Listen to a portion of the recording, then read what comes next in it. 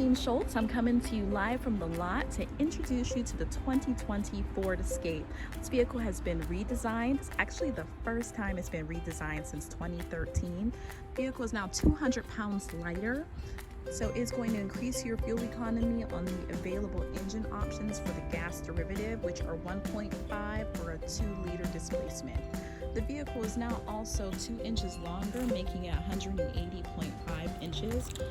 Underneath the lift gate, you have 37.5 cubic feet of cargo area with the seats upright, and with the seats folded down, and the seats do fold down in a 60-40 split, you have 64.5 cubic feet of cargo area.